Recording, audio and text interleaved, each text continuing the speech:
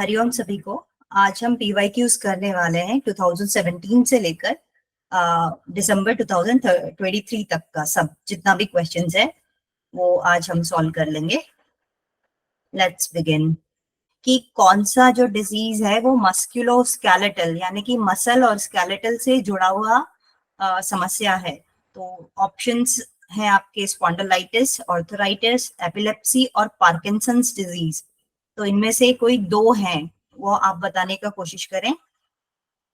Spondylitis और arthritis. First and fourth. Musculoskeletal. Option B, spondylitis and Parkinson's. And Parkinson disease.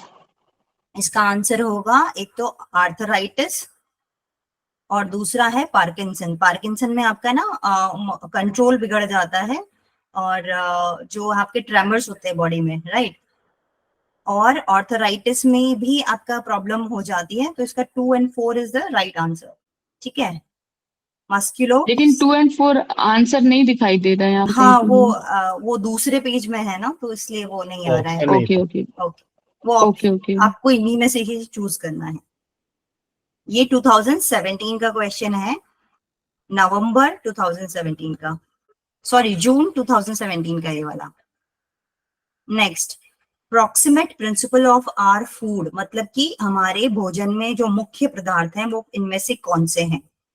Protein, mineral, fat, vitamin. कोई भी दो आप बताने हैं आपको जो कि मैक्रोज में आते हैं। हमारा दो पोर्शन होता है, मैक्रोज एंड माइक्रोज। तो जो इसमें मैक्रोज है वो बताइए सभी एक तो लोग। प्रोटीन है हाँ, और प्रोटीन एंड विटामिन्स। विटामिन जो होता है वो माइक्रोज होता है। ओके, माइक्रोज होता है। हाँ। मिनरल्स भी माइक्रोज है। हाँ यस, जो हमें ज्यादा मात्रा में चाहिए उसे हम मैक्रोज बुलाते हैं। मैक्रो मतलब ज्यादा संख्या वाला। ज्यादा। Protein and fats. प्रोटीन और फैट दोनों एनर्जी देता है, वो बॉडी बिल्डिंग फूड है ना। मिनरल और विटामिन जो है प्रोटेक्टिव फूड है, वो हमारे बॉडी को बीमारियों से बचाते हैं, राइट। तो इसलिए मैक्रोज में आएंगे प्रोटीन, फैट्स एंड कार्ब्स। भी अगर होता तो कार्बोहाइड्रेट्स में फर्स्ट ऑप्शन होता, पर वो नहीं है, इसलिए ये दो हैं। और अगर माइक्रोज पूछेगा तो विटामिन और मिनरल्स ये हमारा माइक्रोज में आता है। तो अगर क्वेश्चन चेंज भी हो जाए तो आपको इस तरीके से इसे याद रखना है। इनमें से कौन सा हार्मोन पैनक्रियाज से सीक्रेट होते हैं?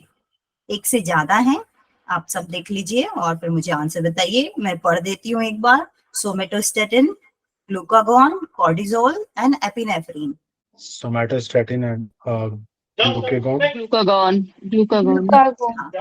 पैनक्रियाज में 4 सेल्स होते हैं और उस जो आइलैंड ऑफ लैंगरहैंस होता है उसमें अल्फा सेल से जो निकलता है वो ग्लूकागॉन है, जो बीटा सेल से निकलता है वो है इंसुलिन, जो गामा से निकलता है वो है सोमेटोस्टेटिन, और जो लास्ट है डेल्टा उससे निकलता है pancreatic peptide, polypeptide, pancreatic polypeptide. ठीक है, तो ये 4 हार्मोन आपके पैनक्रियाज से निकलते हैं जो आपको याद होने चाहिए। कोई भी कभी भी इधर उधर करके आपको पूछेगा कि कौन सा किस सेल से निकलता है और कौन सी ग्रंथि से निकलता है। तो ये 4 हार्मोन है, सब लोग याद रखिएगा। नाम सुनने से, मतलब अभी तो आपने चारों नाम सुन लिया है, तो ऑप्शन में लगाने के लिए, अगर नाम याद नहीं रहता है तो भी ऑप्शन में लगाने के लिए इजी हो जाएगा। ये लास्ट वाला बताइएगा। सोमेटोस्टेनिन के बाद गामा सेल से सोमेटोस्टेनिन है, उसके बाद क्या? डेल्टा सेल होते हैं जिनसे डेल्टा, निकलता हाँ। है पैनक्रियाटिक पॉलीपेप्टाइड। पैनक्रियाटिक पॉलीपेप्टाइड, ठीक है। ठीक है, ओके, नेक्स्ट आगे चलते हैं हम। इसके आंसर्स ऑलरेडी टिक किए हुए हैं मैंने, तो वो मैं मिटा नहीं पाई क्योंकि मैंने पेन से ही पढ़ा था जब पढ़ा था। तो कौन सा हार्मोन फाइट एंड फ्लाइट का रिस्पॉन्स देता है? तो वो है एड्रीनलिन। ठीक है, एड्रीनलिन का दूसरा नाम आप कोई मुझे बताएं। एड्रेनालिन का और एक नाम होता है, अगर उसकी जगह पे वो नाम लिख दिया और फिर आपको ढूंढना है तो कोई भी पार्टिसिपेट करके बताएं उसका दूसरा नाम क्या है। रीनल हार्मोन है क्या? ना, वो तो किडनी का है। किडनी के ऊपरी तो एड्रेनलिन होता है, ये उसी से तो सिक्रीट होता है। ये निकलता है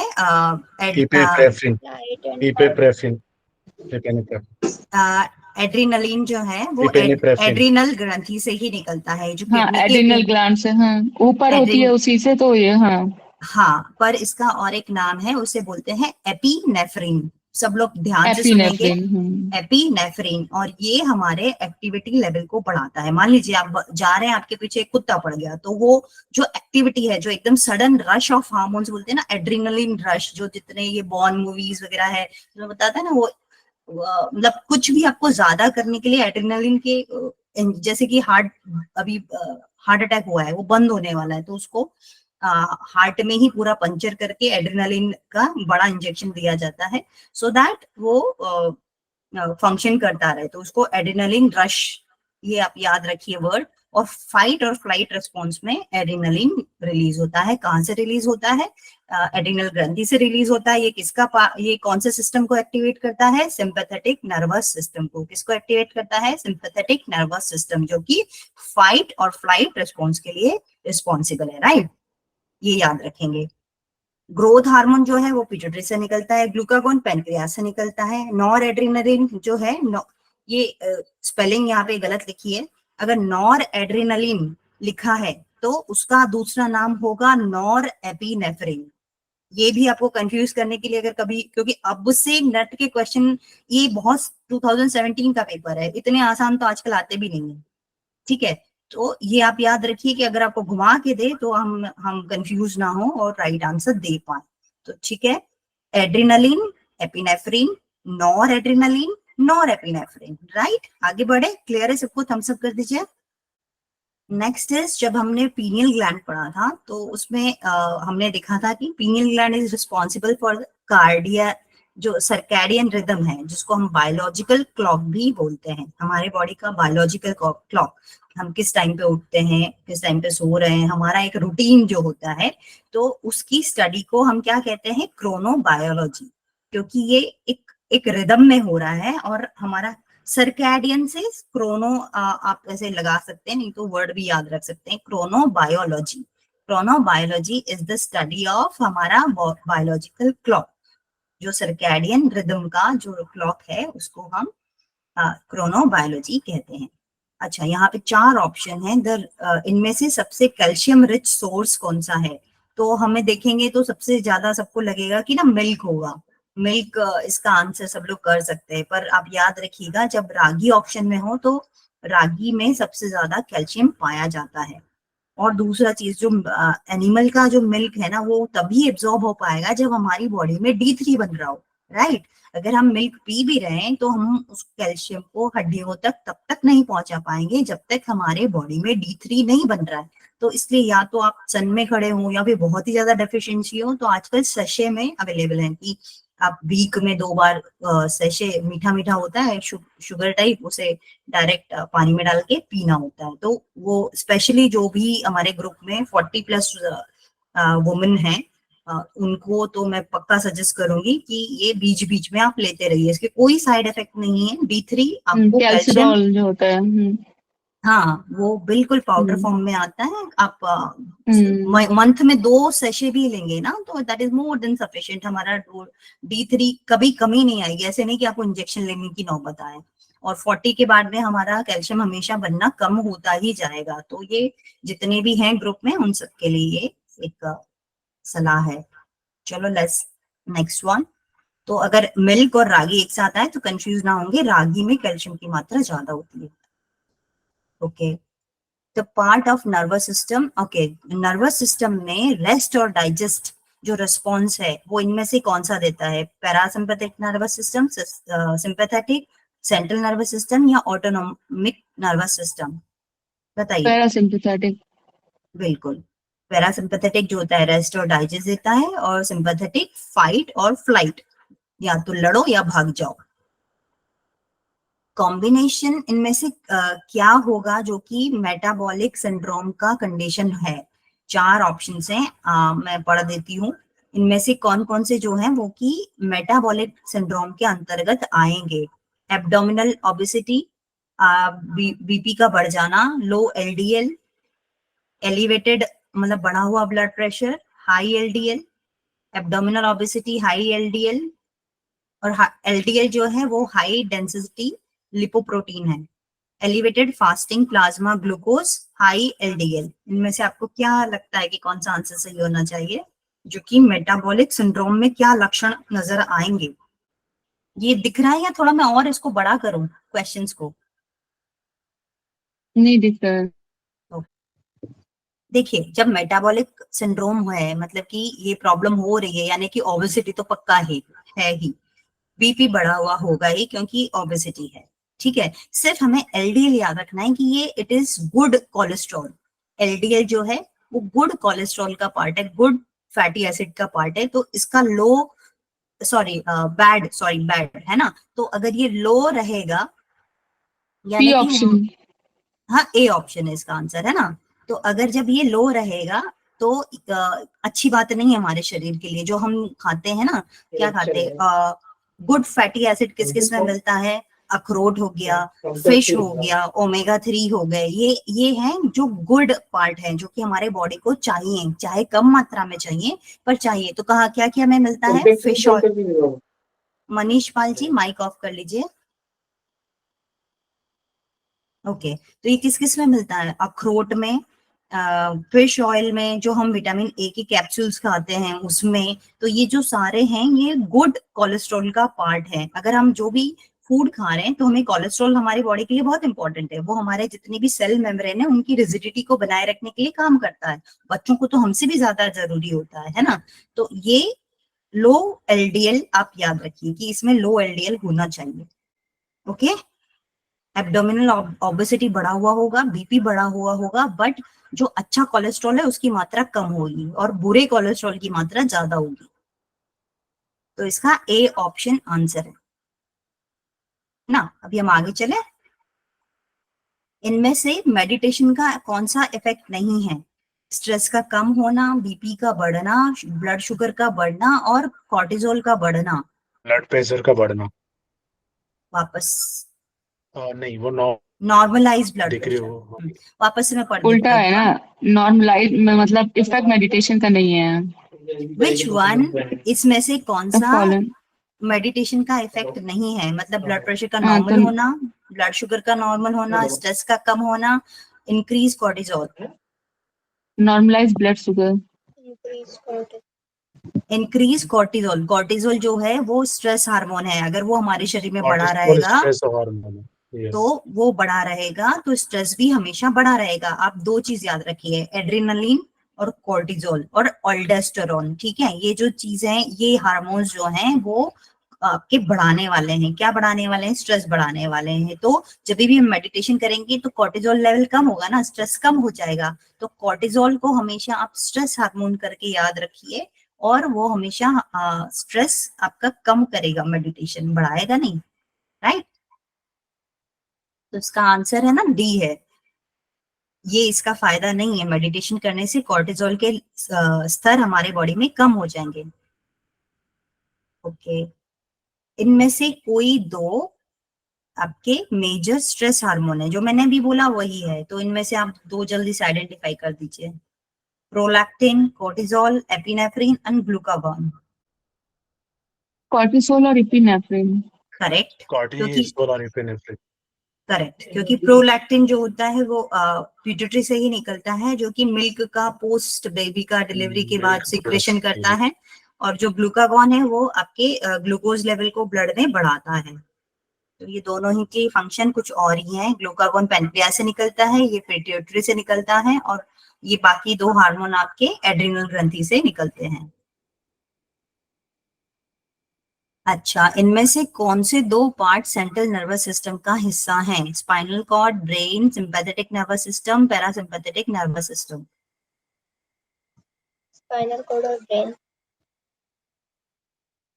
प्लीज रिपीट। स्पाइनल कॉर्ड और ब्रेन। हाँ, करेक्ट आंसर है, cord and brain. Correct. Central nervous system के ब्रेन और स्पाइनल कॉर्ड, ये दो मेजर पोर्शन है। ये बहुत ही आसान क्वेश्चन है, इतने आसान अभी आते भी नहीं है, बहुत अभी थोड़ा मुश्किल वाले ही आते हैं अभी। रिस्क फैक्टर ऑफ हाइपरटेंशन, क्या इनमें से हाइपरटेंशन का कारण बन सकता है? तो तीन हैं और एक नहीं है, तो ये तो बहुत ही आसान सा क्वेश्चन है। ओबेसिटी, वॉकिंग, स्ट्रेस और स्मोकिंग, इनमें से 3 है, एक नहीं है। 1 to 4। जी, वॉकिंग करने से तो अच्छा ही है, बॉडी को फायदा ही होएगा। हमारे शरीर में सबसे बड़ी ग्रंथि कौन सी है? इसने सिर्फ ग्रंथि पूछा है। Liver. Liver, liver. Correct. Pernicious anaemia, ये किस की विटामिन की कमी के कारण होता है? Pernicious, cyanocobalamin. Very nice, correct. अभी मैं आपको जल्दी जल्दी ना एक क्विक रिवीजन करा देती हूँ सारे इसका। जब विटामिन ए होता है ना, तो उससे आपका नाइट ब्लाइंडनेस वगैरह होता है, ठीक है, रतौंधी जिसको हिंदी में बोलते हैं।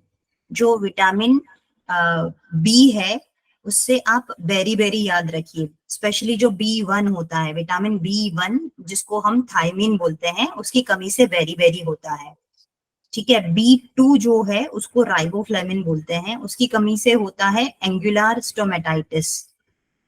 B3 होता है, वो होता है नियासिन, उसकी कमी से होता है पलेग्रा। B3 से पलेग्रा, B2 से एंगुलर स्टोमेटाइटिस।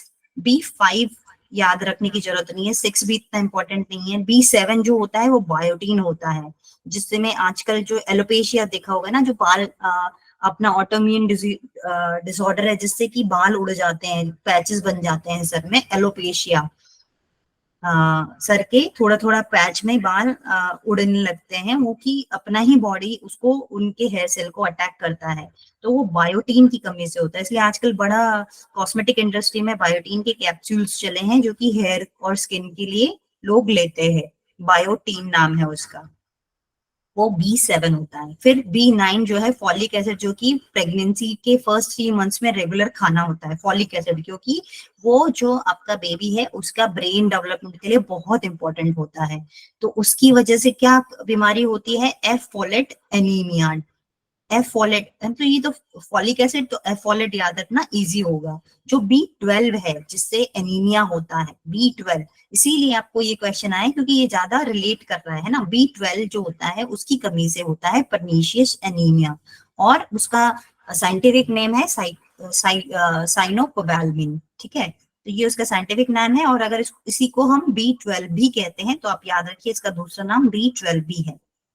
ओके, आगे बढ़ते हैं। अभी ये क्विक रिवीजन था, बाकी सब जो इसके एक एक नाम और होते हैं, तो कई बार कंफ्यूज करने, अगर B12 देता तो इसे आइडेंटिफाई करना कितना इजी होता है ना हमारे लिए, पर उन्होंने साइनोकोबाल्मिन दिया है उसकी जगह। ओके, ये हम बहुत बार कर चुके हैं। अपने स्लीप के 4 स्टेजेस हैं, तो इसको मैच करना है कि कौन सी स्टेट में क्या होता है। कोई सीक्वेंस बताइए माइक खोल के, सबसे पहले इसका स्लीप के वेव्स का सीक्वेंस किसी को याद है? डेल्टा का मेडिटेटिव है। नहीं, डेल्टा डेल्टा नहीं, अच्छा मैं बता थोड़ा देती हूँ। कंफ्यूज हो रहा है। हाँ, आप कंफ्यूज हो रहा है, हमेशा, मुझे याद नहीं आ रहा है। हाँ, इसका सीक्वेंस इस तरह से याद रखिए। Bat D, bat D, BATD, bat D. अब भूलिएगा मत इसके बाद ना, बैट डी। तो बी से अवेक वाली कंडीशन, एजिएटेड यानी कि आप जगे हुए हो, काम कर रहे हो। ए से क्या है? आप मेडिटेटिव हो, अल्फा वेव्स आपके मेडिटेटिव में निकलती हैं। फिर टी रिलैक्स, और डी सुपर कॉन्शियस, BATD। इस तरीके से याद रखिए, कभी आपका गलत नहीं होगा। बैट डी, बैट डी, या BATD सीधा याद। अच्छा, बैट डी, बी से एजिटेटेड हो गया, जगे हाँ, हुए हो। ए अल्फा, अल्फा से रिलैक्स हो। नहीं, थीटा अल्फा से अल्फा मेडिटेटिव। Meditative, meditative. हाँ, हम्म जब भी हम मेडिटेशन करते हैं तो अल्फा वेव्स निकलती हैं, मतलब हम थोड़े थोड़े हम्म जगे हुए होते हैं और थोड़े थोड़े रिलैक्स होते हैं।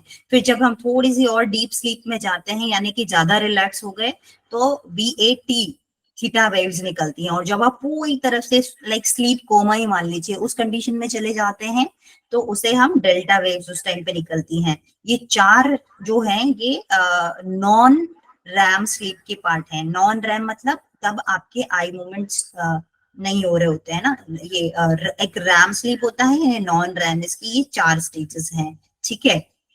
और ये फिर से रिपीट होती रहती हैं बार बार, तो इतना डिटेल में नहीं जाना है, सिर्फ सीक्वेंस याद रखिए। BATD जितना अपना एग्जाम की दृष्टि से उतना याद रखिए। BATD, B मतलब जगा हुआ, A मतलब मेडिटेटिव, T मतलब और सो गया थोड़ा डीप स्लीप, और डेल्टा मतलब पूरा एकदम ज्यादा वाला स्लीप, है ना, स्लीप कोमा भी बोल सकते हैं उसको। Okay, next question. ये 4 ग्रंथियां हैं, इनसे कौन कौन से हार्मोन निकलते हैं उसे आपको मैच करना है। मैं और थोड़ा सा बड़ा कर देती हूँ उसको। पैनक्रियास, थायराइड ग्लैंड, पिट्यूटरी और एड्रिनल। इधर है वैसोप्रेसिन, कोर्टिकॉइड, थायरोक्सिन, इंसुलिन। पैंक्रियास से इंसुलिन, वेरी नाइस। थायराइड से इंसुलिन है, थायरोक्सिन, पेनक्रियास से इंसुलिन है, थायराइड से इंसुलिन, थायरोक्सिन, पिट्यूटरी से थायरोक्सिन से वैसोप्रेसिन, वैसोप्रेसिन एड्रिनल और एड्रिनल से corticoid। कार्टिकॉइड्स। ओके, गुलशन जी आप बताइए एक बार। पेनक्रियास से इंसुलिन, थायराइड से थायरोक्सिन, वेरी नाइस। पिट्यूटरी से वैसोप्रेसिन ओके, एंड इसका दूसरा एड्रिनल से नाम बताइए, corticoids। इसका दूसरा नाम बताइए। वैसोप्रेसिन का है, अगर इसकी जगह मैं कुछ और लिख देती तो? इसको मैम बोलते बाकी हैं ऑप्शन से मैच हो जाता है। एंटी डाईयूरेटिक हार्मोन, है ना। अगर जब हमारे बॉडी में बनता है तो वो बनता है एंटी डाईयूरेटिक हार्मोन, पर मान लीजिए उसकी कमी हो गई है बॉडी में, तो हम उसे इंजेक्शन से जो सप्लीमेंट करेंगे तो वो उस दवाई का नाम वैसोप्रेसिन है। मतलब artificial form is called vasopressin, और जो नेचुरली बॉडी से निकल रहा है वो एंटी डाईयूरेटिक हार्मोन। जो मैंने उस दिन डायबिटीज पढ़ाया था, तो उसमें जो डायबिटीज, हम मलाइटिस के 2 पार्ट पढ़ते हैं, जो इंसिपिडस होता है, डायबिटीज इंसिपिडस, वो पिट्यूटरी के इस हार्मोन को अफेक्ट करता है। इसकी मात्रा शरीर में या तो बढ़ जाती है या कम हो जाती है, और इस बीमारी को हम डायबिटीज इंसिपिडस कहते हैं। तब ADH जो है एंटी डायूरेटिक हार्मोन, वो हमारे बॉडी में या तो कम बनता है या बढ़ जाता है। और बाकी सब तो आपने मैच कर ही दिए, तो लेट्स आगे चलते हैं। ये एक क्वेश्चन और है नीचे।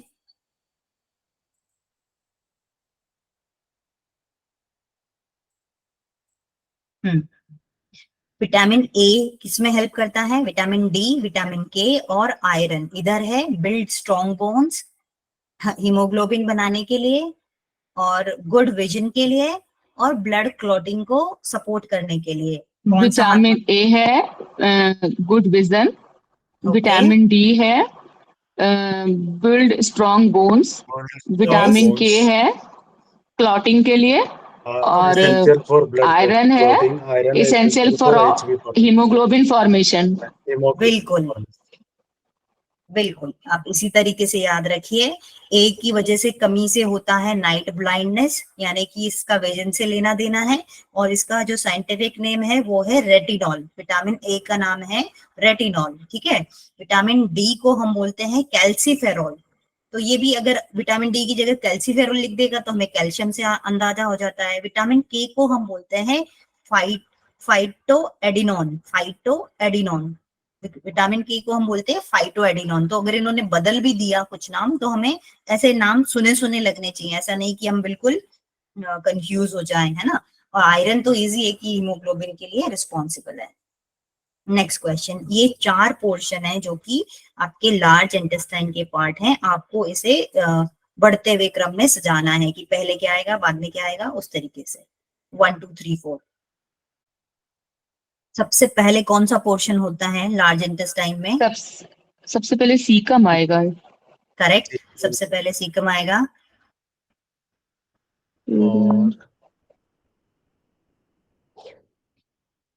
लास्ट में रेक्टम होना चाहिए। हाँ, लास्ट में रेक्टम आएगा ऑप्शन होता, और ये इस सीकम के बाद आई थिंक कोलोन आएगा, फिर एनल कैनाल, फिर रेक्टम। एनल कैनल और करेक्ट है, ठीक है, करेक्ट है, ऐसे ही आएगा सबसे पहले। नहीं, सीकम, कोलॉन, रेक्टम और एनल कैनाल, ऐसा रहेगा। हाँ, एनल कैनाल को ही हम एनस बोलते हैं, तो वो लास्ट में आ जाएगा, ठीक है। ओके एनल कैनाल को आप एनएस से याद रखिए कि वो गुदा द्वार जो ओके बोलेंगे, ओके ठीक है। ओके तो ओके डी लास्ट में आएगा। थैंक यू, आपने एकदम सही बोला, अभी गलत हो जाता था ये क्वेश्चन। हाँ सच में, क्योंकि रेक्टम मुझे भी लास्ट में आता है, एनल कनाल हमें समझ में नहीं आ रहा था कि एनएस एनएस की तरह इसको। हाँ, आप उसको हाँ एनएस वर्ड से रिलेट रखेंगे तो जल्दी पकड़ में आ जाए। अब हाँ अब समझ में आया ये, एनल सभी को, कनाल में ही कंफ्यूज हो रहे थे कि ये क्या है ये। हाँ ठीक है, नेक्स्ट चलते हैं। ओके, मेडिटेशन है जो कि स्ट्रेस को कम करता है, जो कि माइग्रेन से रिलेटेड है। तो ये हमारा असर्शन हो गया। इसका रीजन दिया है कि मेडिटेशन करने से कॉर्टिजोल कम हो जाता है, माइंड रिलैक्स हो जाता है, और इसीलिए हमारा माइग्रेन से रिलेटेड जो स्ट्रेस है वो भी कम हो जाता है। तो ये दोनों ही स्टेटमेंट सही हैं और एक दूसरे का एक्सप्लेन भी कर रहे हैं, क्योंकि मेडिटेशन जो है वो स्ट्रेस को कम करता है, और दूसरा बता रहा है कि उसमें कॉर्टिसोल के लेवल को कम करता है, माइंड को रिलैक्स करता है, देयरफॉर वो स्ट्रेस कम हो जाता है, जो कि माइग्रेन से रिलेटेड है। तो ये दोनों सही भी बात है और एक दूसरे को एक्सप्लेन भी कर रहे हैं। ये है कि प्रोसेस जो मीट है वो कार्सिनोजेनिक होता है, ये आपका स्टेटमेंट है। तो उसका रीजन दिया है कि साइंटिफिक स्टडीज ने ये बोला है कि प्रोसेस मीट खाने से आपका जो है कोलोरेक्टल कैंसर उसमें हो जाता है। तो ये आप बताइए, वो दोनों स्टेटमेंट जो हैं वो दोनों ही सही हैं और उसका एक्सप्लेनेशन दोनों भी ठीक है। स्टेटमेंट हाँ दोनों सही है। दोनों सही है, एक्सप्लेनेशन भी ठीक है कि हमें क्यों प्रोसेस्ड मीट जो है वो नहीं खाना चाहिए। जॉइंटिस में जो येलोइश कलर होता है स्किन का, मतलब ये बोल रहा है जॉइंटिस में जो डिस्कलरेशन होता है स्किन का और म्यूकस मेम्ब्रेन का भी हो जाता है। उसका रीजन दिया है कि उसका कारण है बिलिरुबिन। तो ये दोनों स्टेटमेंट ठीक है और एक्सप्लेन भी कर रहा है, क्योंकि वो एक्सप्लेन भी कर रहे हैं। हाँ बिलिरुबिन हम होता है। हम टेस्ट करके बिलिरुबिन लेवल्स ही चेक करते हैं और वो बढ़े हुए आते हैं। नियोनेटल जॉन्डिस के टाइम पे, जैसे at the time of birth भी ना, पहले अपने आप ही नेचुरली बढ़ता है, फिर धीरे धीरे सेटल होता है। किसी किसी में ज्यादा हो जाता है तो फिर ब्लड ट्रांसफ्यूजन वगैरह की बच्चों में दिक्कत हो मतलब आ भी जाती है, नहीं तो काफी सारे बच्चों में अपने आप वो लेवल्स ठीक हो जाते हैं। ओके, अभी ये आसान सा क्वेश्चन है कि रेस्पिरेटरी सिस्टम के कौन कौन से काम हैं। इनमें से कौन कौन सा काम रेस्पिरेटरी सिस्टम का है। इसमें एक ऑप्शन है कि दो तीन ऑप्शन है? एक ये है नहीं, वेंटिलेशन। एक से तो ज्यादा ही है। आप A D A C A C D A B C ऐसे 4 ऑप्शन नीचे दिए हुए। ए और डी होगा। और कोई पार्टिसिपेट करिए, और कोई ट्राई तो करिए सब लोग। स्मेलिंग भी आएगा क्या? नोज का एक फंक्शन स्मेल करना भी तो है ना, तो जब स्मेलिंग भी है, हाँ हाँ, स्मेलिंग भी आएगा। हाँ तो सिर्फ विजन को छोड़ दीजिए, बाकी सब आ रहा है। बाकी सारे हैं। Inhaling, हाँ ventilation and creation of sound. सिर्फ विजन हटा देना है, बाकी सब आ जाएगा। ओके, इनमें से कौन सी ग्रंथि एक्सोक्राइन होती है, यानी कि डक्ट वाली है। लीवर होगी। देखिए एक से ज्यादा ये ऑप्शन में है ना, बी और सी करेक्ट ये आंसर है। B and C, salivary gland और हाँ लीवर। जी, Slightly glands में भी duct में. अच्छा अभी नेक्स्ट क्वेश्चन है कि जो सेल है उसमें प्रोटीन सिंथेसिस का काम कौन करता है। जब हमने सेल पढ़ा था तो उसमें हर एक का संरचना में एक मेन काम जो प्रोटीन, राइबोसोम। करेक्ट, राइबोसोम करता है। और यंग बच्चों में विटामिन डी की कमी से कौन सा बीमारी होता है। रिकेट्स। जो हाँ, अगर विटामिन डी की कमी में बच्चों में होता है रिकेट्स और बड़ों में होता है ऑस्टियोमलेशिया, ठीक है। एस्टोमलेशिया। हाँ, ये याद रखिए कि दोनों टाइप के क्वेश्चन आपको घुमा के दे देगा। तो बच्चों में रिकेट्स होगा और इसमें ऐसा बड़े कुछ होता है ना कि बच्चों में रिकेट्स है, बड़ों एडल्ट में ऑस्टियोमलेशिया है, और ओल्ड में भी पूछा गया था ऑस्टियोपोरोसिस, ऐसा कुछ है। हाँ, मतलब ये तो आप अंदाजा लगा ही सकते हैं कि हम्म ऑस्टियोपोरोसिस या आर्थराइटिस मतलब ज्यादा डिग्रेडेशन हो जाता है, तो हम्म वो अंदाजे से आप हम्म कर लीजिए। पर ये 2 क्वेश्चन तो पूछे जा चुके हैं, ओल्ड एज का अभी तक नहीं हम्म पूछा है, तो अगली बार पूछ ही दे। वो ऑस्टियोपोरोसिस, हाँ ठीक है। ठीक है। हम्म, इनमें से कौन से विटामिन फैट सॉल्युबल हैं? मुझे बता दीजिए लाइन से कि कौन कौन से फैट सॉल्युबल हैं। ये तो बहुत बार हम विटा विटामिन ए और बी, विटामिन सी और बी जो होते हैं वाटर सॉल्युबल होते हैं, तो बिल्कुल। विटामिन ए और डी जो है वो फैट सॉल्युबल हो गए। हाँ, अभी हम जितने भी साधक हैं यहाँ पर एक फॉर्मूला याद रखिए, कीड़ा, KEDA, कीड़ा, KEDA जो है वो है फैट सोल्यूबल। ठीक है, इसके अलावा जो बच गए वो वाटर सोल्यूबल, उनको याद ही मत रखिए, क्योंकि जो बचा हुआ है वो आपको याद नहीं रखना है। आपका ट्रिक ये है KEDA, कीड़ा, कीड़ा जो है फैट सोल्यूबल है। तो जो बच गया आप अपने हिसाब से लगा लीजिएगा एग्जाम में। कौन सा लिविंग सेल सुसाइडल बैग के नाम से जाना जाता है? लाइसोसोम। Lysosome, correct. जैसे आत्महत्या की थैली।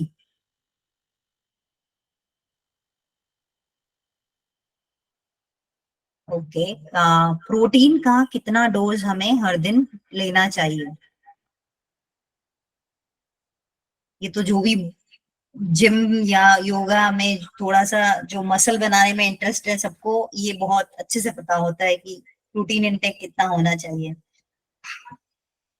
गुलशन जी आप वन ही ग्राम बता पर दीजिए। KG body. Option B, option B B, 1 gram पर 1 ग्राम केजी। पर केजी। जी, ठीक है, जितना बॉडी वेट है हम्म उतना आपको ग्राम प्रोटीन आपकी रिक्वायरमेंट होती है।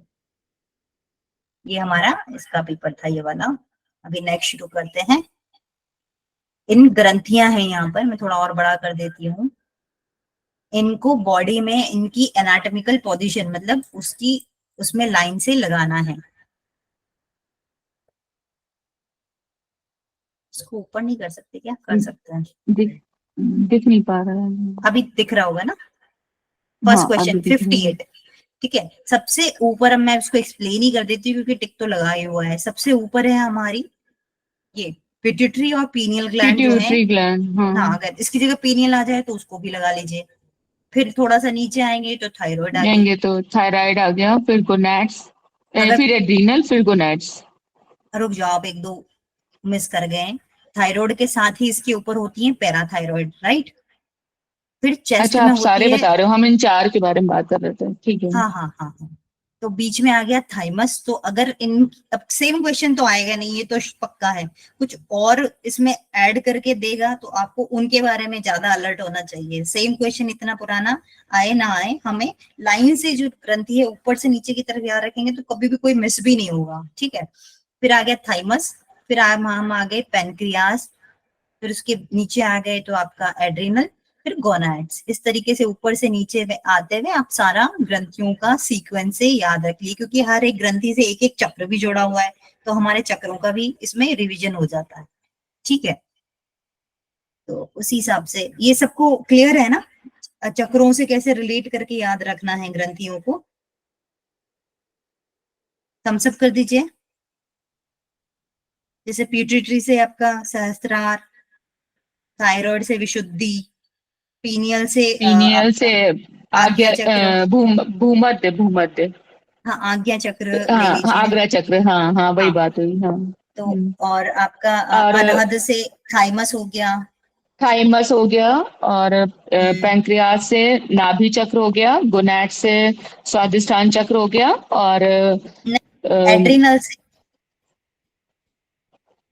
एड्रिनल से आपका हो गया स्वादिष्ठान, और फिर स्वादिष्ठान गोनेट से से हो हो गया गया आपका मूलाधार। मूला मूलाधार चक्र। ठीक है, तो इस तरीके से आप याद हम्म। रखिए। अभी हमारा जो नेक्स्ट क्वेश्चन है, अकॉर्डिंग टू, इसमें से विटामिन सी की मात्रा को अरेंज करना है डिक्रीजिंग, मतलब सबसे ज्यादा किसमें है और सबसे कम किसमें है।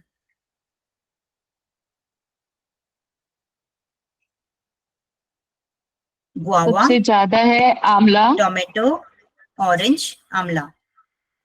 सबसे ज्यादा, अच्छा आंवला में है सबसे ज्यादा। हाँ, तो ये डिक्रीजिंग ऑर्डर में, मतलब कि सबसे ज्यादा वाला पहले फोर्थ, फिर कम कम। Fourth, second, third, one, second, third, third, one. One. Correct है, ठीक है, करेक्ट है। इस तरीके से इसको हम याद रखेंगे।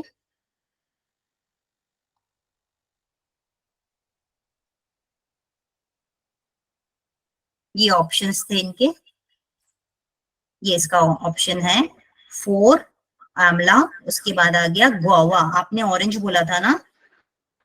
हाँ, मुझे तो ऑरेंज ही लग रहा था, गुआवा है। हाँ, उसके बाद गुआवा, उसके बाद ऑरेंज और लास्ट में टोमेटो। तो ये सीक्वेंस है इसका। नंबर 2 पे आएगा गुआवा। चलो नेक्स्ट कर लेते हैं। पैरासिम्पैथेटिक नर्वस सिस्टम में क्या क्या हो सकता है, मतलब द स्टिमुलेशन जो है वो किस सिस्टम में क्या परिवर्तन होता है हमारे शरीर में। जो शरीर का हार्ट रेट है बढ़ेगा, एग्जाइटी लेवल बढ़ेगा, हार्ट रेट कम होगा और मसल रिलैक्स होंगे। तो क्या क्या होगा हमारे शरीर में, क्योंकि पैरासिम्पैथेटिक होगा रेस्ट। Third, third, fourth. हाँ, रेस्ट और डाइजेस्ट।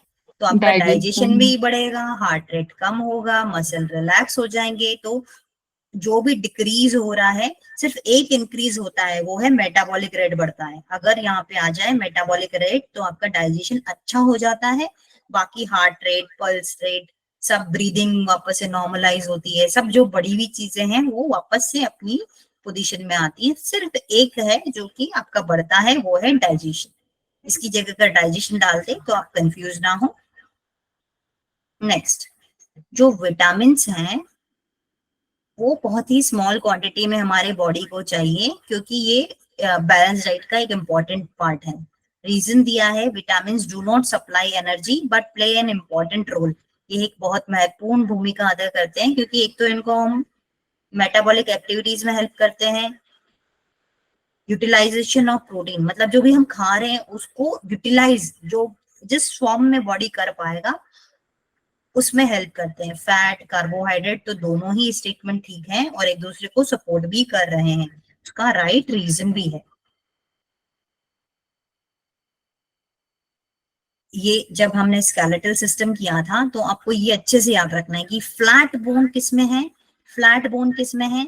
एक तो स्कल में है और दूसरा है स्टर्नम। आपका स्टर्नम कहाँ होता है? दोनों रिब्स को जो बीच में मध्य भाग में जो जोड़ता है वो स्टर्नम है। और स्कैपुला आपका कंधा वाला जो है उसको स्कैपुला बोलते हैं। ठीक है। लॉन्ग बोन हमेशा जो है आपका हाथ पैर जो है अपर लिम्ब और लोअर लिम्ब में होगा, यानी कि आर्म्स और लेग्स में। शॉर्ट बोन होगा हमेशा रिस्ट में। ये एक एक एग्जांपल याद करके ही चलें, रिपीट भी हो जाए ये क्वेश्चन तो हम इसमें गलत ना करके आए। ये 2 नंबर हम यहाँ पे अपना रख ही लें। इर्रेगुलर बोन जो होता है वो वर्टिब्रा, इसका एक ही एग्जांपल है तो आप याद रखिए, irregular bone vertebra. Flat bone में स्कल भी आता है, स्टर्नम आता है, स्केपुला आता है। लॉन्ग बोन में हाथ पैर आते हैं और शॉर्ट बोन में रिस्ट आता है। ओके, एक बार अच्छे से नजर देख लीजिए और एग्जाम में आए तो इसे मिस नहीं करना है।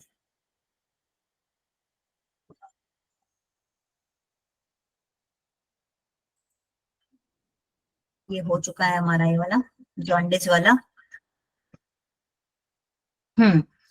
रिसर्च के अकॉर्डिंग ब्लड प्रेशर में कमी किसके कारण होती है? ब्लड प्रेशर किसके कारण कम होगा? Decrease in catecholamine, increase in catecholamine, decrease in cortisol, increase in cortisol. अब आपको एक और नया वर्ड यहाँ पे दिखाया है, कैटेकोलामाइन। जो कैटेकोलामाइन है वो भी स्ट्रेस से रिलेटेड है, तो इसमें भी कमी आपकी होगी। तो इसका ए और सी आंसर है। अभी तक हमने ये वर्ड नहीं पढ़ा था, हमने कॉर्टिजोल पढ़ा था, एड्रेनालिन पढ़ा था, अभी हमने कैटेकोलिन पढ़ा है। ठीक है, कैटेकोलामाइन जो है वो डिक्रीज होगा ब्लड में और डिक्रीज होगा कॉर्टिजोल, तो अपने आप आपका बीपी कम हो जाएगा। ठीक है, डिक्रीज इन कैटेकोलामाइंस और डिक्रीज इन कॉर्टिजोल और डिक्रीज इन एड्रेनालिन उस टाइम पे कम होगा। ठीक है, ये करेक्ट। कैटेकोलामाइन कहाँ से सिक्रीट होता है? ये सब एड्रेनल के ही है ना। ये एक्चुअली अच्छा, एक्चुअली हाँ ना, नहीं हम्म, एक्चुअली ये हम्म। न्यूरोट्रांसमीटर में भी आ जाते हैं ये कैटेकोलामाइन्स। ओके, ओके, मैं ओके। ठीक बोल रहा ना रमेश जी? हैं आप? शायद नहीं है। ठीक है, ये करेक्ट है। ये आपके न्यूरोट्रांसमीटर्स भी हैं जो कि इनहिबिटरी होते हैं और ये एक्साइटरी है, ये मतलब बढ़ाते हैं। एक होता है इनहिबिट मतलब कम करने वाला, ये होते हैं एक्साइट करने वाले मतलब आपकी एक्टिविटी लेवल को बढ़ा देते हैं। तो ये स्ट्रेस हार्मोन में एक और ऐड हो गया। तो अगर ये तीनों नाम आए आपको फेमिलियर लगना चाहिए, कैटेकोलामाइन्स, कॉर्टिसोल, एड्रेनलिन और एल्डोस्टेरोन, ये सारी चीजें इसी से ही रिलेटेड है। ये हमने किया था अभी, पर हम दोबारा इस वाले को कर लेते हैं। Which of the following vitamin are fat soluble? इनमें से कौन सा फैट सॉल्युबल है, जल्दी बताइए। एडी। एडी। जी, A. KEDA। इन चारों में से जो आए वो फैट है। कि कीड़ा फैट, जो कीड़ा है वो फैट है।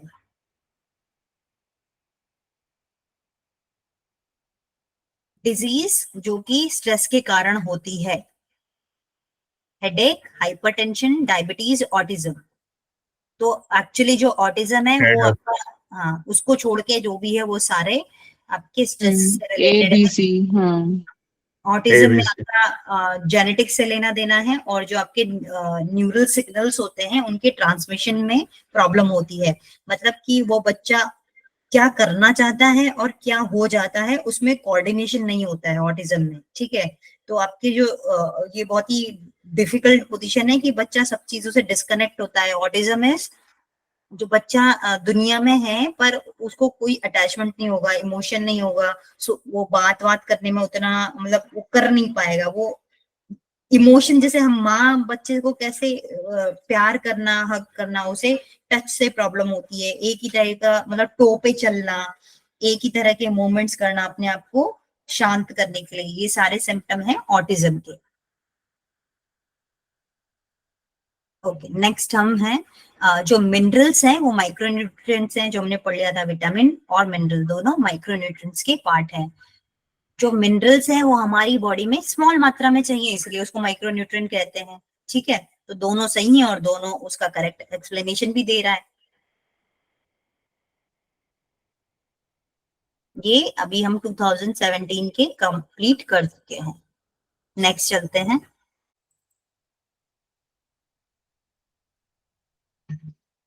वो मैं अभी आपको हर एक डिजीज के नाम, सॉरी विटामिन के नाम भी बताए थे और एक एक बीमारी। तो देखिए उसमें से क्वेश्चन भी आया हुआ है।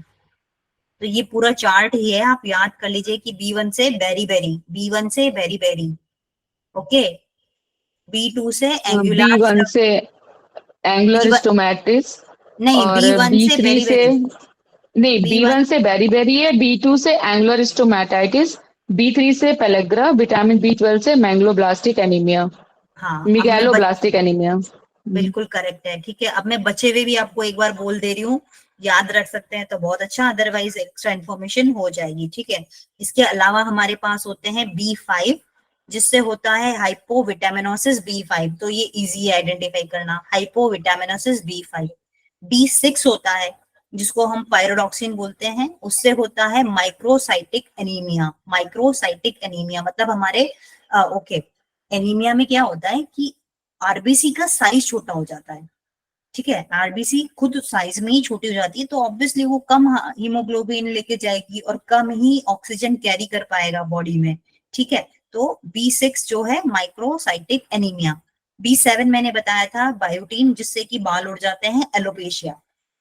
B9 बताया था फॉलिक एसिड, जो कि प्रेगनेंसी के फर्स्ट 3 मंथ्स में बेबी के ब्रेन डेवलपमेंट के लिए बहुत ही इंपॉर्टेंट है, इसलिए हर एक को प्रेगनेंसी में सबसे पहले फॉलिक एसिड ही शुरू करते हैं और 3 मंथ्स के बाद फिर आयरन और कैल्शियम सप्लीमेंट्स दिए जाते हैं, राइट।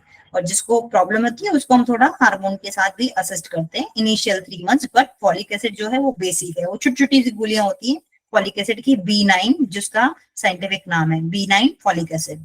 B12 जो है वो है साइकोकोबालमिन, राइट। उसको कोबालमिन भी बोलते हैं, साइनोकोबालमिन भी बोलते हैं। उसकी कमी से होता है परनीशियस एनीमिया, परनीशियस एनीमिया, ये याद रख लीजिए। ये क्वेश्चन भी कर लें क्या?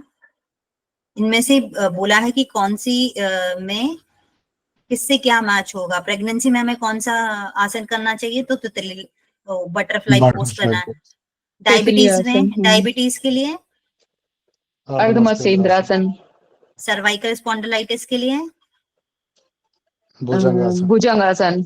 हाँ बिल्कुल, ये याद रखिए कि आप उल्टे में जा सकते हैं पर शशांक आसन नहीं कर सकते, जो कि आसान है। ये बहुत ही ट्रिकी क्वेश्चन है, बहुत बार आता है कि शशांक आसन दे दे। जो भी नेक बेंडिंग होगा वो सर्वाइकल स्पॉन्डिलाइटिस में नहीं कर सकते हैं, जो भी फॉरवर्ड बेंडिंग होगा। स्क्रीन प्रेजेंट हो रहा है? ओके, यहाँ पे है डिसेंडिंग ऑर्डर में आपको इनको सजाना है, वर्टिब्रे को।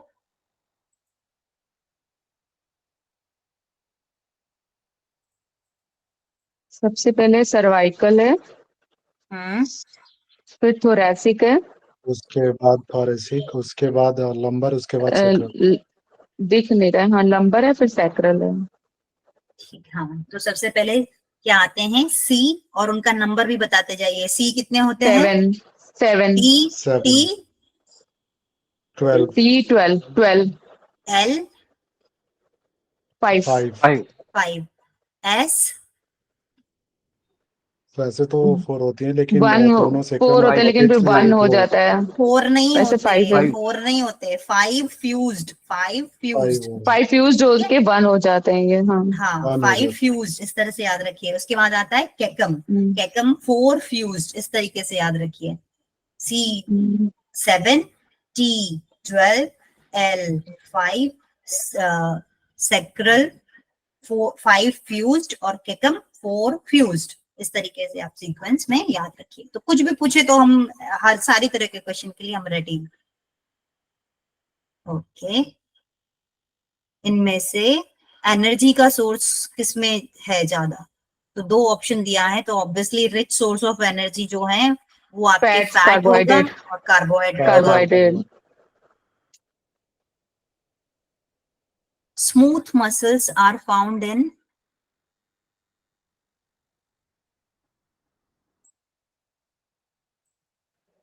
मैडम लास्ट के जो वर्टिब्रे रहते हैं ना, इनको कॉसिक्स कहते हैं, क्योंकि वो सीकम और सीकम में फिर थोड़ा सा कंफ्यूज होना रहता है।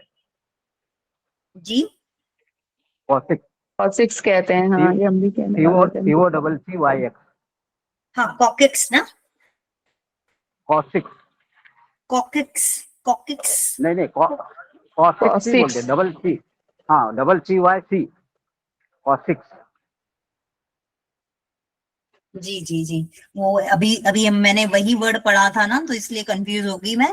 कॉकेक्स, मुझे आई प्रोनाउंस इज कॉकेक्स, वो उसका हो सकता है गलत भी हो।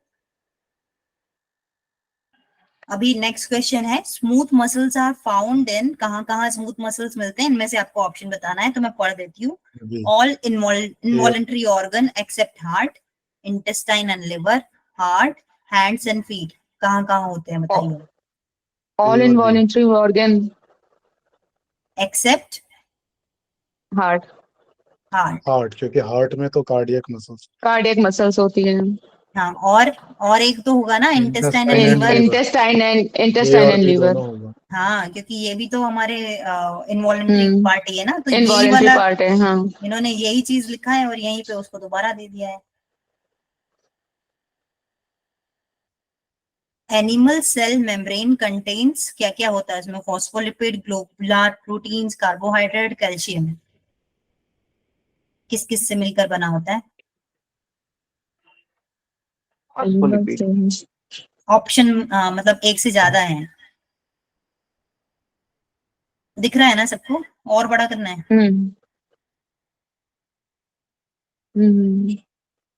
Animal cell membrane. ए और बी। करेक्ट, ए और बी। एक्चुअली तो सी भी होता है, पर उसकी मात्रा थोड़ी कम है, तो अभी आपके ऑप्शंस के अनुसार आपको जाना पड़ेगा। 2 ही है तो आप इन 2 को चूज करें, 3 है तो इसको भी चूज कर लें। एक्चुअली तो कार्बोहाइड्रेट भी होता है, बट मेजर पोर्शन है फॉस्फोलिपिड, बायोलिपिड की लेयर होती है, और आपके ग्लोबुलर प्रोटीन्स होते हैं।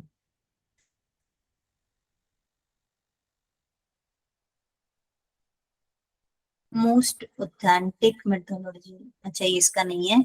Hot flash, disturb sleep, emotional changes, ये किसके सिम्टम्स हैं? तो ये मेनोपॉज के सिम्टम्स होते हैं, तो menopausal Menopause. Syndrome. Menopause syndrome। Metabolic syndrome में क्या नहीं आता है? हाइपरटेंशन, एब्डोमिनल ओबेसिटी, डिसलिपिडीमिया और हाइपरथायरॉयडिज्म। तो हाइपरथायरॉयडिज्म जो है वो नहीं आता है मेटाबॉलिक सिंड्रोम में, बाकी जो तीनों हैं वो आपके मेटाबॉलिक सिंड्रोम से रिलेटेड है। हाइपरथायरॉयडिज्म इसमें नहीं आता है मेटाबॉलिक में, ये एंडोक्राइन सिंड्रोम मतलब डिसऑर्डर है, ठीक है, हाइपरथायरॉयडिज्म। जबकि हाइपरटेंशन, एब्डोमिनल ओबेसिटी, ओबेसिटी मतलब कि आपका मेटाबॉलिक ठीक काम नहीं कर रहा है, उसकी वजह से आपको जो स्ट्रेस आ रहा है वो है हाइपरटेंशन। और आपका जो लिपिड की वजह से डिसलिपिडीमिया हुआ है वो इसी का ही पार्ट है, क्योंकि लिपिड भी फूड का पार्ट है और वहीं से ब्रेक डाउन हो रहा है, तो उस तरीके से आप इसको मेटाबॉलिक से रिलेट कर लीजिए। हाइपोथायरॉयडिज्म मतलब एंडोक्राइन डिसऑर्डर है ये। इस तरीके से आप इसका आंसर बाकी तीन को एलिमिनेट करके हम ढूंढ लेंगे। मेटाबॉलिक सिंड्रोम क्या नहीं है? तो हाइपोथायरॉयडिज्म नहीं है। नेक्स्ट, स्ट्रेस जो है hyper activity of involuntary organ, मतलब कि इसमें से किसकी ज्यादा एक्टिविटी की वजह से हाइपर एक्टिविटी होती है किस? तो वो है सिंपैथेटिक। सिंपैथेटिक जो है वो एक्टिविटी है, पैरासिम्पैथेटिक मतलब रेस्ट है। एक्टिविटी को बढ़ाना सिंपैथेटिक, उसको कम करना पैरासिम्पैथेटिक। तो ये बोल रहा है कि स्ट्रेस जो कि हाइपर एक्टिविटी के बढ़ जाने से होता है, वो भी इनवॉलंटरी ऑर्गन्स का, तो वो आ गया सिंपैथेटिक नर्व्स। ये मैं बड़ा ही कर देती हूँ। ट्राइकस्पिड वॉल कहाँ होता है?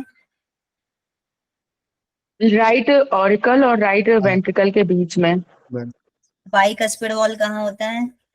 Left side, left left atrium ventricle, junction. Left atrium और लेफ्ट वेंट्रिकल के बीच में। Pulmonary wall? Pulmonary wall Pulmonary होता तो है artery जो होती है राइट वेंट्रिकल, और जो राइट वेंट्रिकल और जो पल्मोनरी आर्टरी, पल्मोनरी जो आर्टरी। पल्मोनरी आर्टरी जो pulmonary arteries के पास में. डीऑक्सीजनेटेड करेक्ट, ब्लड जो लंग्स में ले करेक्ट, जाती है करेक्ट। उनके बीच में। अब ये बताइए आयोटा किधर होता है? एरोटा होता Aorta है लेफ्ट left वेंट्रिकल, और लेफ्ट वेंट्रिकल से जो ऑक्सीजनेटेड ब्लड थ्रू बॉडी में जाता है। हम्म, left ventricle से body. ओके, तो हमारे सारे वॉल कवर हो गए। ये एट्रियो वेंट्रिकल वॉल्स हैं। दूसरे जो वॉल है वो है सेमिनुलर वॉल्स।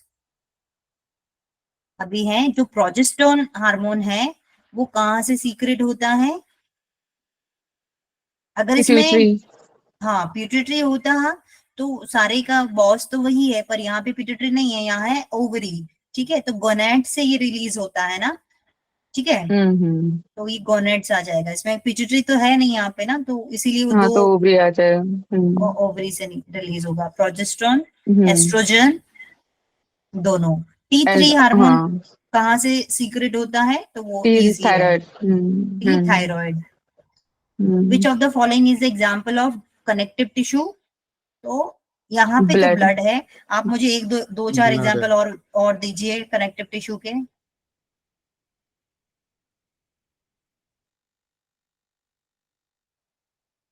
मैं बता देती हूँ, या कोई बताना कार्टिलेज में भी होता है। भी बताइए कार्तिकेश्वर जी। हाँ, ligament. Ligament, tendon, adipose tissues, ये cartilages, all are part of connective tissue. ये सारे ही कनेक्टिव टिश्यू के पार्ट हैं। जो सर्कैडियन क्लॉक है वो बॉडी के किस पार्ट में होती है? वो, अरे अभी याद था। कहाँ दिया हुआ है इसका? आंसर नहीं दिखाई दे रहे हैं ऑप्शन। हाँ, आंसर नहीं दिखाई दे रहा है, आप बता दीजिए अगर आता है तो, नहीं तो फिर एकदम से याद नहीं आ रहा है। अभी तो ऐसे पढ़ा था देखेंगे तो सर, हाइपोथैलेमस आपको बोलना पड़ेगा। हाइपोथैलेमस, हाँ ठीक हाइपोथैलेमस, है, हाँ। और वैसे बोलेंगे ग्लैंड वाइज आएगा तो ये ऑप्शन के ऊपर डिपेंड करता है, ग्लैंड देंगे तो पीनियल ग्लैंड लिखेंगे आप, ठीक है, पीनियल ग्लैंड, हाँ। और वैसे लिखेंगे तो हाइपोथैलेमस, ऑप्शन पे डिपेंड करेगा। ओके, सबसे ज्यादा कौन से सीरियल में फाइबर होता है? राइस में, व्हीट में, बाजरा में, रागी में? बाजरा, है ना, रागी पर होगा आई थिंक। इसका आंसर ना व्हीट है, पता है? Which cereal contain maximum fibre content? जो हम बोलते हैं ना ग्लूटेन, बाजरा हम क्यों खाते हैं? क्योंकि वो पॉलीसेकेराइड है, मतलब वो धीरे धीरे टूटता है, लंबी, ग्लूटेन फ्री होता है, लंबे टाइम तक हमको फुलफिल करके रखता है, उसमें भी फाइबर कंटेंट है, पर maximum fibre content is in wheat, but इसमें ग्लूटेन होता है, ये फर्क है। अदरवाइज इस फाइबर सबसे ज्यादा व्हीट में है। ये कितना, मतलब अगर नहीं पढ़ा हो तो हम इसको पक्का गलत करके आ जाएंगे। हाउ मेनी स्टेजेस हाँ आर देख, there in non REM sleep? तो ये हमने कवर कर लिया था, तो इसमें 4 स्टेजेस होते हैं। ये वाला क्वेश्चन बहुत बार आ चुका है। नॉन रेम स्लीप के कितने हैं? तो 4 हैं। जो स्ट्रेस है वो किसके कारण होता है? तो स्ट्रेस जो है वो न्यूरो एंडोक्राइन डिसऑर्डर में आता है। स्ट्रेस है न्यूरो एंडोक्राइन डिसऑर्डर, ठीक है, स्ट्रेस जो है न्यूरो एंडोक्राइन डिसऑर्डर में आता है, या फिर साइकोसोमेटिक डिसऑर्डर में भी आता है। न्यूरॉन किसका पार्ट है? ब्रेन का, कॉर्निया, कॉर्निया, आइज का, उसका नर्वस नेफ्रॉन, सिस्टम का, kidney, nephron, alveoli, lungs, nephron, kidney, alveoli, lungs. Nephron kidney का, हाँ, एल्वोलाइज लंग्स का। लंग्स का। तो ये जो छोटे छोटे, अच्छा, what is the unit of muscle contraction? Muscle contraction की यूनिट क्या है? सर्कोमियर, ठीक है, याद रखिएगा, सर्कोमियर, मसल कॉन्ट्रैक्शन की यूनिट सर्कोमियर। सर्कोमियर। ऐसे हर एक चीज की एक छोटी छोटी यूनिट आपको आती रहेगी। आपका हार्ट में जो वो स्टार्ट होता है, वो कौन सी सेल में स्टार्ट रिस्पॉन्सिबल है हार्ट कॉन्ट्रैक्शन के लिए? उनको बोलते हैं मायोसाइट्स। मायोसाइट्स जो है सबसे छोटी यूनिट है जहां पे हार्ट में कॉन्ट्रैक्शन शुरू होता है। अब मायो लगा दिया तो ऑब्वियसली वो हार्ट से रिलेटेड हो गया, क्योंकि जो मायोकार्डियम है वो ही लेयर है जहां से आपका हार्ट अटैक होता है, जिसके मेल फंक्शन से। ये मिड लेयर होती है ना मायोसाइट्स। हाँ, मायोसाइट जो होती है वो सेल है, उससे मिलकर जो लेयर बनेगी वो है मायोकार्डियम। मायोकार्डियम। हाँ, इनमें से आपको अरेंज करना है इन 4 एक्टिविटीज को कि किसमें सबसे ज्यादा एनर्जी खर्च होगी।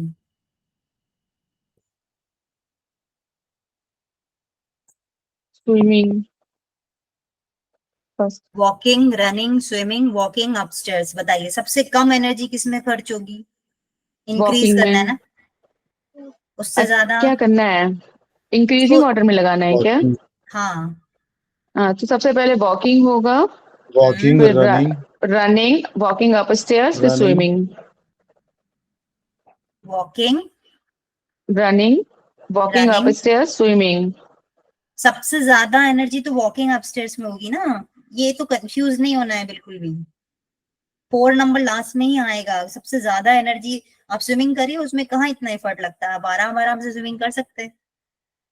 सीढ़ियां चढ़ने में तो हालत खराब हो जाती है, सांस फूल जाती है, ठीक है। तो सबसे पहले आएगा आपका वॉकिंग, फिर आ गया स्विमिंग और रनिंग, फिर आएगा वॉकिंग अपस्टेयर्स।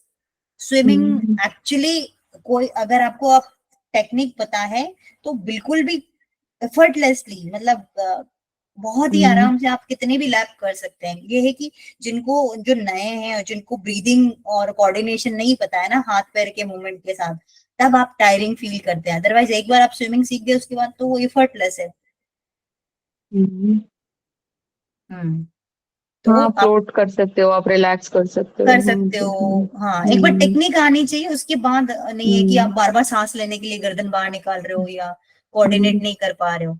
एक बार स्विमिंग आ गई उसके बाद उसमें एनर्जी खर्च नहीं होता है। तो याद रखिए फर्स्ट नंबर पे आएगा वॉकिंग, फिर स्विमिंग, फिर रनिंग, और सबसे ज्यादा वॉकिंग अपस्टेयर्स। तो वॉकिंग वॉकिंग अपस्टेयर्स, अपस्टेयर्स। हाँ, ये सबसे डिफिकल्ट होता है क्योंकि हम डेली एक्सपीरियंस भी तो करते हैं कितने, मतलब अगर घुटनों में भी तकलीफ है या फिर आपकी सांसें फूल जाती हैं, बढ़ जाती हैं।